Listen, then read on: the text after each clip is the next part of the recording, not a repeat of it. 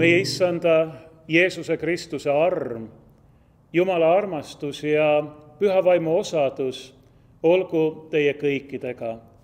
Aamen. Apostel Paulus ütleb oma kirjas filiplastele: paljud, kellest ma teile sagedasti olen rääkinud ning nüüd nuttes räägin, elavad Kristuse risti vaenlastena. Ma usun, need tõsised sõnad ei käi mitte ainult üksikute kristlaste kohta paar tuhat aastat tagasi Filippi linna koguduses, vaid nende üle tasub mõtiskleda igal ajal ja ka kogu kirikut silmas pidades. Iseäranis täna usupuhastuspühal. Usupuhastuspüha sobib suurepäraselt selleks, et küsida, millisena tahab Jumal näha oma kirikut ning et endasse vaadates aru pidada, kas meie tegelikkus nii kirikuna kui üksikute kristlastena on kooskõlas Jumala tahtega.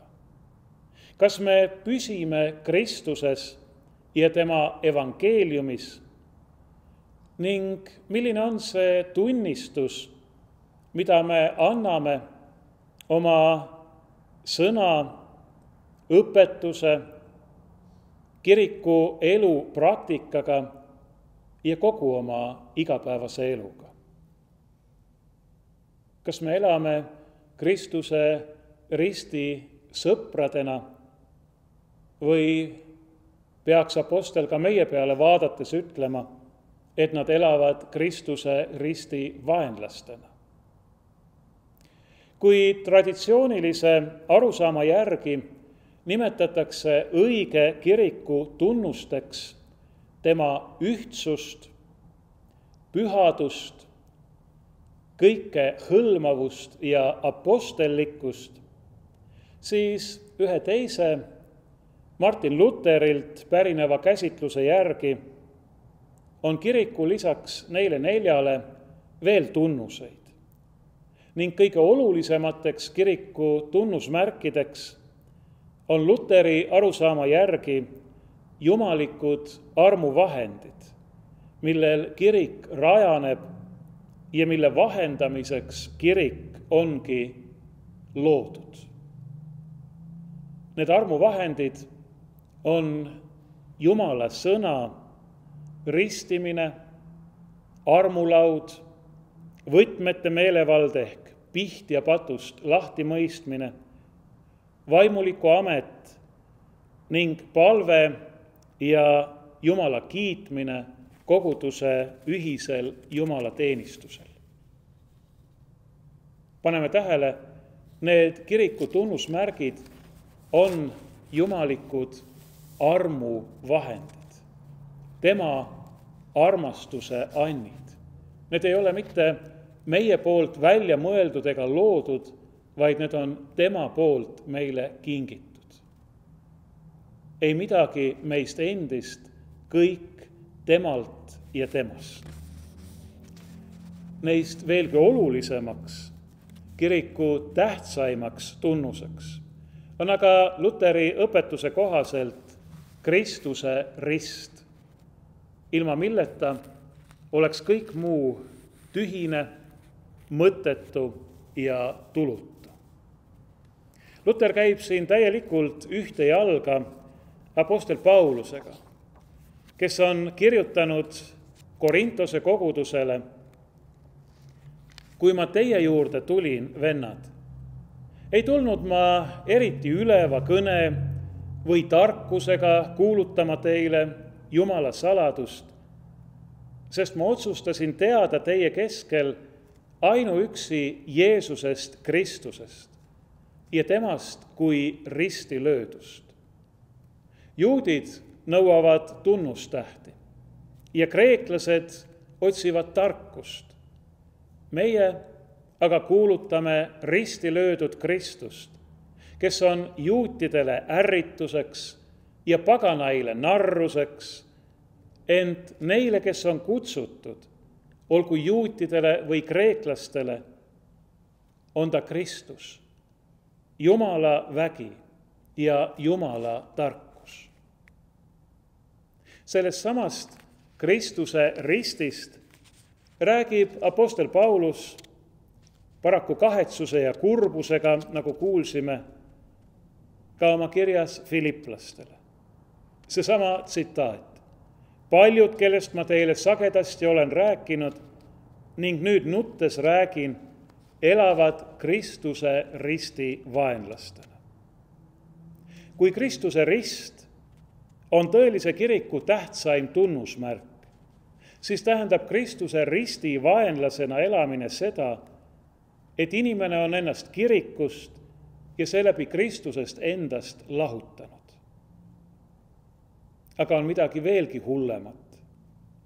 Nimelt see, kui mitte mõni üksik kristlane, vaid kirik ise elab Kristuse risti vaenlasena. Siis ei ole enam tegemist mitte Kristuse kirikuga, vaid Martin Luterit tsiteerides kuradi kooliga ja saatana sünagoogiga. Sellist iseloomustust andes pidas Luter silmas kahte asja. Esiteks, Kristuse ristist taganenud kirikus vohavat avalikku ja kahetsemata pattu. Otse ja ilutsemata öeldes lodevat elu. Ning teiseks seda, et ei tunnistata enam puhast evangeeliumi, mis seisneb selles, et meie patused ja me oleme patused, saame õndsaks üksnes Jumala armust Jeesuses Kristuses. Täpselt samad mured olid Luterist juba 1500 aastat varem tuttavad apostel Paulusele ning on ehk veelgi teravamalt aktuaalsed meie päevil. Paulus kirjutab, paljud, kellest ma teile sagedasti olen rääkinud ning nüüd nuttes räägin, elavad Kristuse risti vaenlastena ning jätkab, nende lõpp on hukatus. Ja nüüd tuleb iseloomustus. Nende Jumal on nende kõht ja nende au on nende häbis. Nad mõtlevad maapealsetest asjadest.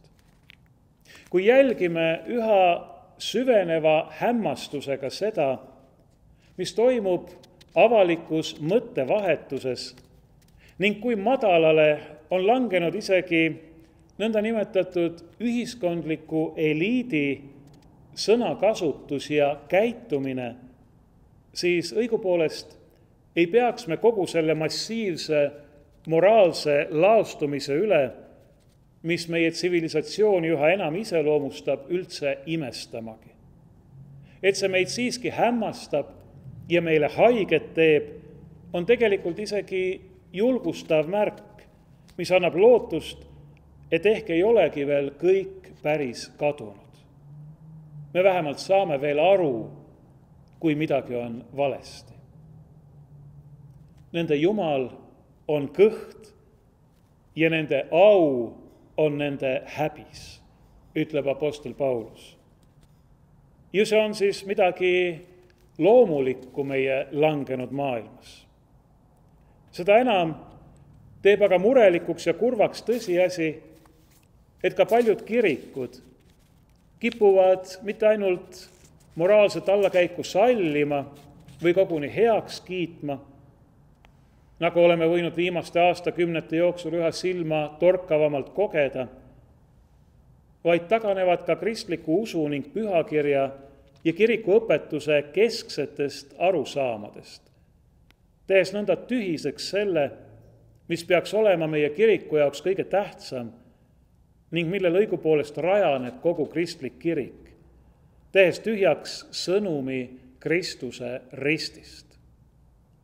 Samaaegselt sellega, et inimese madalamadki instinktid kuulutatakse loomulikuks ja lubatavaks, õpetatakse kirikutes aina sagedamini ja üha valjuhäälsemalt, nagu polekski inimesed tegelikult patused. Nagu oleksid nad nii-öelda põhimõtteliselt head. See tähendab, eitatakse kiriku ja kristliku usu põhiõpetust, päris patust ja sellest, et inimene iseenesest, sellisena nagu ta on pärast pattu langust, on määratud igaveseks hukatuseks, millest teda võib päästa üksnes Jumala arm. See tähendab lunastus Jeesuses Kristuses, tema ristis ja ülestõusmises. Kui keegi kihutab kuristiku poole, siis ei tähenda selle inimese armastamine mitte seda, et talle öeldakse, head teed sul minna, vaid et talle öeldakse, sa oled teel kuristiku poole, pea kinni ja pöördu tagasi. Selleks, et võiksime pärida igavese elu, peame ausalt tunnistama oma pattu ja lootusetut olukorda, milles me ilma Kristuseta viibime.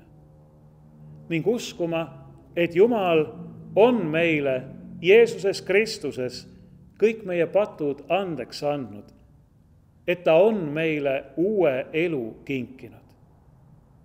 Ja muidugi peame seda uut elu ka tänuliku meele ning kindla tahte ja siira südamega elama. Nii nagu Jeesus ütles meile tänases evangeeliumis. Teie olete maa sool. Teie olete maailma valgus. Teie häid tegusid nähes annavad inimesed au teie isale, kes on taevas. See on see, mida me igaüks saame teha ja peame tegema.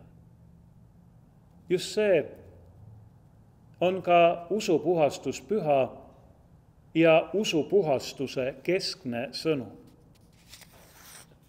Just see oli ka Luteri usupuhastuse peamine ajend. Astuda vastu hukatuslikule eksiarvamusele, nagu saaks inimene ennast oma enda tegudega või veel hullem oma rahaga Jumala ees õigeks teha. Ning taolisest mõtteviisist otseselt tulenevale ja järjest süvenevale moraalsele laostumisele. On äärmiselt kurb, et tänapäeval võime kõike seda sama, mida Luteri ajal ainult veelgi hullemal kujul kohata eeskätt paljudes kirikutes, mis väidavad olevat end võrsunud usupuhastusest ja kannavad isegi Luteri nime. Ometi nagu Kristus tegi terveks palju haigeid ja äratas üles surnuidki, nii tõotab Jumal nüüd Jeesuses Kristuses ka meile, igaühele üksikult ja tervele kirikule, et ta võib meid taas terveks teha ja elustada. Kui pöördume täielikult Kristuse poole, kui mõistame tõeliselt ja põhjani oma häda ja viletsust ning saame aru, et me ei või sellest pääseda omal jõul ega mingil muul viisil kui vaid Jumala armu läbi. Ja kui me siis sirutume Jeesuse järele, et nagu evangeeliumis kirjeldatud veritõbine naine, kas või tema 6 palistust puudutada, kui me laseme tal oma käest kinni võtta ja oleme valmis kinkima talle siiras usus oma südame, mitte püüdes oma olukorda ilustada, kuidagi midagi tema eest varjata, vaid tõepoolest nagu väike laps oma väikest kätt tema isa pihku pistes, siis ta äratab meid taas üles. Ta kingib meile tõelise elu ja igavese rõõmu. Meil ei ole siis vaja mitte midagi karta, sest me ei ela enam mitte Kristuse risti vaenlastena, vaid selle risti läbi lunastatutena. Aamen.